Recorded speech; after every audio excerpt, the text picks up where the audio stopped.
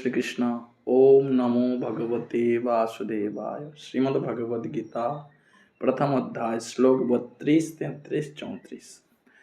Kim no রাজ্যেন Govinda Kim ভোগৈর্জীবিতেন বা येषामर्थे काङ्क्षितं no राज्यं भोगा सुखानि च तयमेव स्थिता युद्धे प्राणं त्यक्त्वा धनानि च। आचार्य पितरः पुत्रास्तथैव च पितामहः मातुलाः ससुराः पुत्राः शाल्यः सम्बन्धिनस्तथा एतन् हन्तुं नेच्छामि ज्ञातोऽपि मधुसूदन। হে গোবিন্দ, আমাদের আর রাজ্যের কি প্রয়োজন? ভোগ সুখেই বা আবশ্যকতা কি? এবং জীবন ধারণের বা কি ফল আছে? কারণ যাহাদের জন্য রাজ্য ও ভোগ সুখের কামনা করিতে হয় তাহারা সকলেই এই সময় সংগ্রামে উপস্থিত।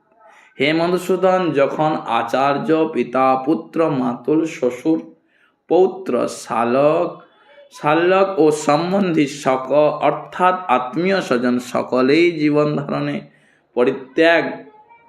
জীবনধন পরিত্যাগ কৃতসংকল্প হইয়া এই যুদ্ধে অবস্থান করিতেছেন, তখন ইহারা আমাদিগকে বধ করিলেও আমি কোন রকমের ইহাদিগকে হনন করিতে ইচ্ছা করি না।